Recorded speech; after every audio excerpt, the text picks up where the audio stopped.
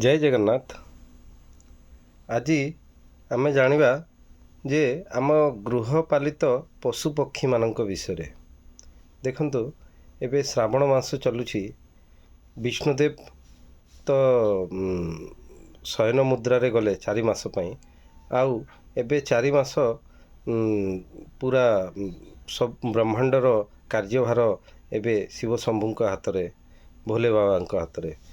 शिव महापुराण रे गोटे जिनस लिखाही जदि आपण सर्च करेंगे जानीपारे कहीं आजिका जुगरे आम कौन सी जिनस लुकायित नुहे।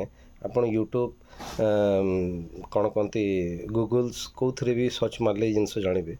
देखु शिव महापुराण रे कहूँ जे आमे जमती विभिन्न प्रकार पशु पक्षी आमे पालन करूँ, जमती गाई है, कुकुर है, पारा है, मिटू है।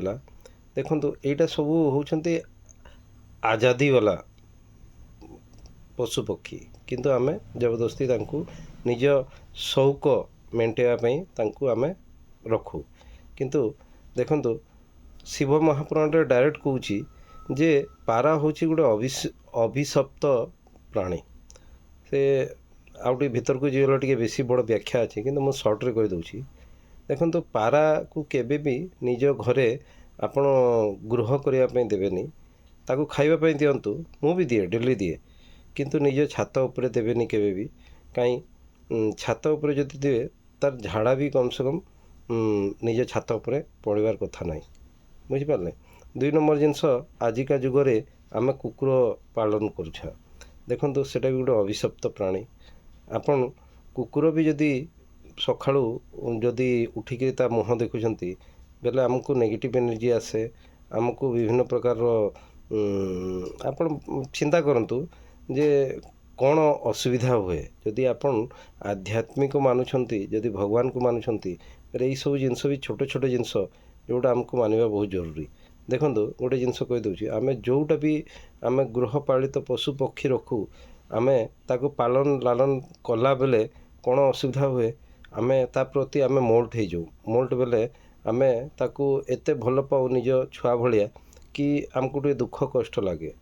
जदि ये जिनस जदि पूरा प्राणी जगत जदि जानी पारंता केबे भी माछ मांस अंडा खांता नहीं, मतलब नॉनवेज को केबे हाथ लगाता नहीं।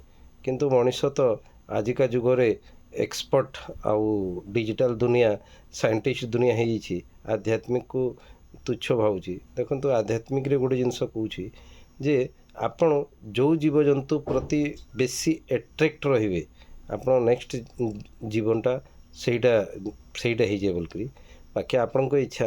देखो आ गोटे जिनस बताऊँ आपण को कि अटैचमेंट भगवान पासरे रखंतु।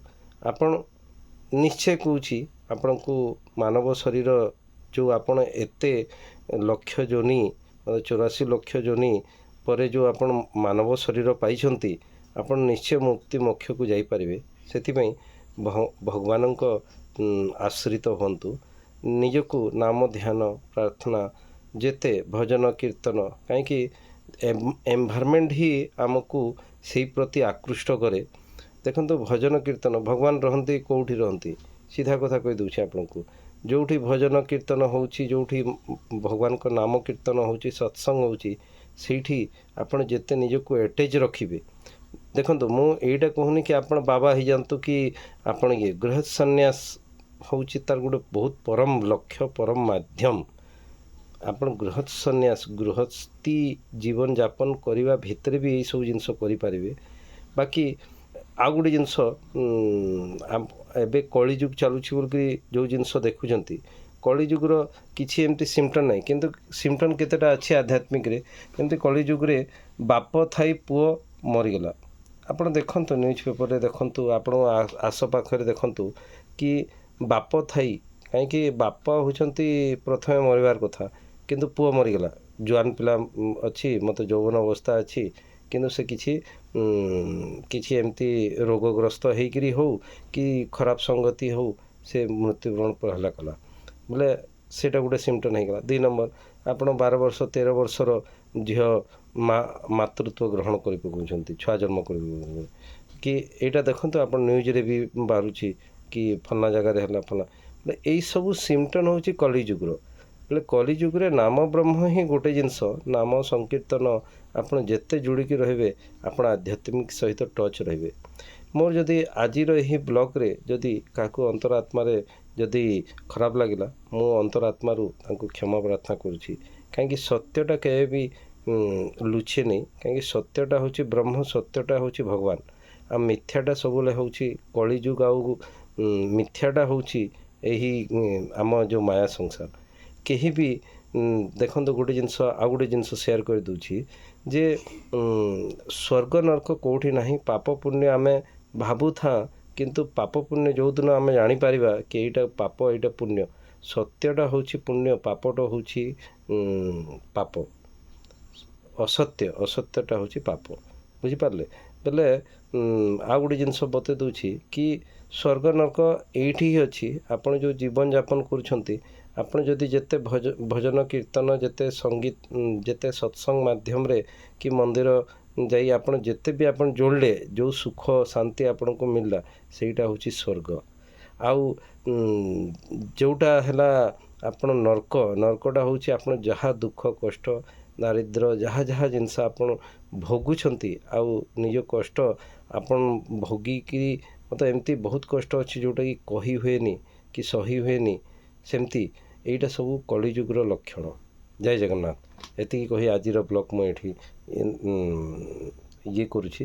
ଆଉ ଯଦି ମୋ ଚ୍ୟାନେଲ୍ ଭଲ ଲାଗୁଛି ଲାଇକ୍ କରନ୍ତୁ, ସବସ୍କ୍ରାଇବ୍ କରନ୍ତୁ, ସେୟାର କରନ୍ତୁ। ଆଉ ଯଦି ଆଉ ବି ଅଧିକା ଆପଣ ସ୍ପିରିଚୁଆଲ୍ ବିଷୟରେ ଜାଣିବା ପାଇଁ ଚାହୁଁଛନ୍ତି, ମୋ ସହିତ ଯୋଡ଼ି ହୁଅନ୍ତୁ। ସେତିକି କହି ଆଜି ରଖୁଛି। ଜୟ ଜଗନ୍ନାଥ, ଜୟ ଶ୍ରୀରାମ, ହର ହର ମହାଦେବ।